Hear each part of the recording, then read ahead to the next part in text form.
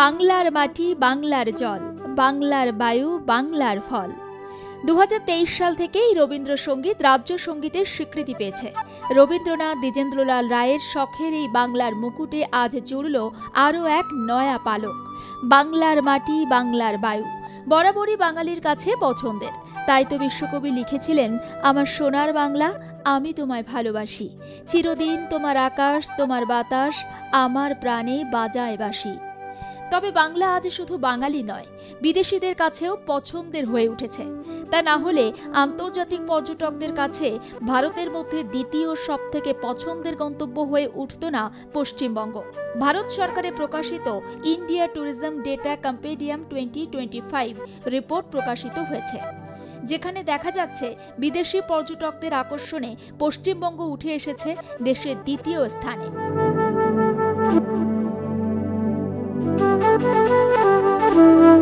প্রথম স্থানে রয়েছে মহারাষ্ট্র। মারাঠা মুলুকে 2024-25 অর্থবর্ষে বিদেশি পর্যটক গিয়েছে 37 লক্ষ বা 3.71 মিলিয়ন। পশ্চিমবঙ্গে পাহাড়, সমুদ্র, জঙ্গলের শোভা দেখতে এসেছেন 31 লক্ষ বা 3.12 মিলিয়ন বিদেশি পর্যটক। সেখানে যোগীর উত্তরপ্রদেশে এক বছরে পর্যটক গিয়েছে 2.27 মিলিয়ন। 2.27 মিলিয়ন পর্যটকদের পা পড়েছে মোদির গুজরাটেও। আর পঞ্চম স্থানে রয়েছে রাজস্থান, যেখানে শেষ এক বছরে পর্যটক গেছে 2.07 মিলিয়ন। দেশে পর্যটন ফের সুদিনের মুখ দেখতে শুরু করেছে 2024 সাল থেকে। 2020 সালের মার্চ মাস থেকে কোভিড বিপর্যয়ের মধ্যে পড়তে হয়েছিল গোটা দুনিয়াকে।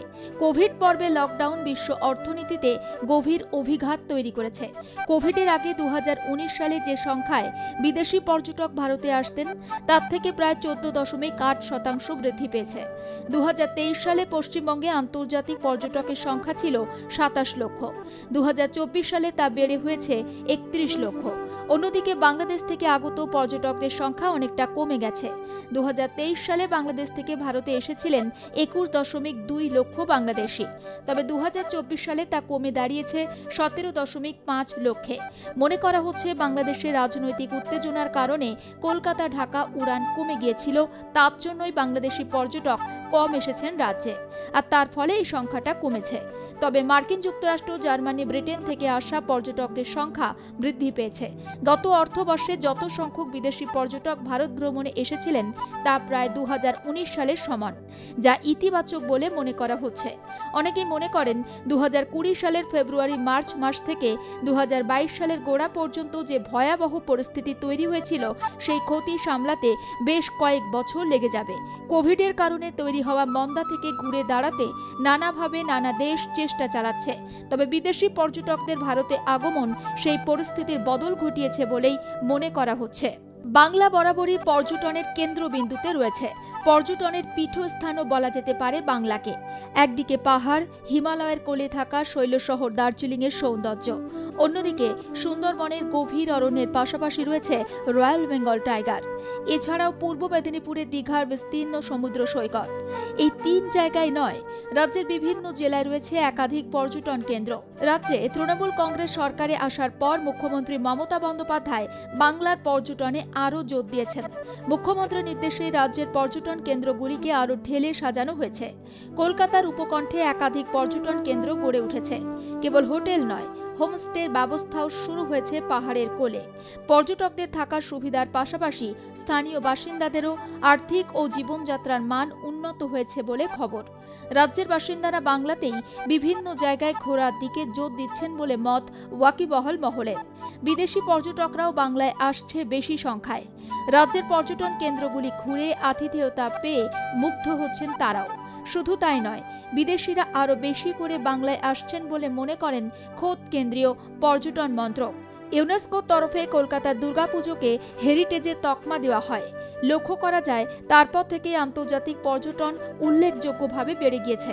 বিদেশি পর্যটকদের আকর্ষণে দেশের দ্বিতীয় স্থানে উঠে আসা নিঃসন্দেহে বাংলার জন্য গর্বের বিষয়।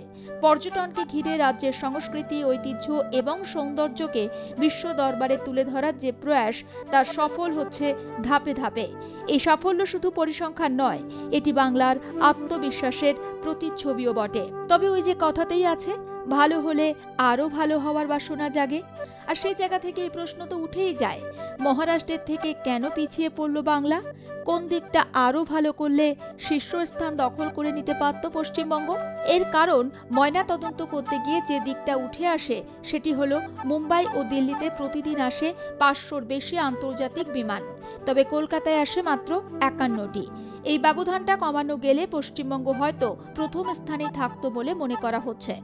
আর আরও একটা কারণ হতে পারে, সীমান্ত পথে ই-ভিসা চালু হলে নেপাল, ভুটান, বাংলাদেশ হয়ে অনেক বিদেশি পর্যটক পশ্চিমবঙ্গ সহ অন্যান্য রাজ্যে ভ্রমণ করতে পারতেন। এই দিকগুলিতে নজর দিলে পরবর্তী অর্থবর্ষে শীর্ষস্থানে বাংলাকেই দেখা যেতে পারে। ব্যুরো রিপোর্ট, আর প্লাস নিউজ।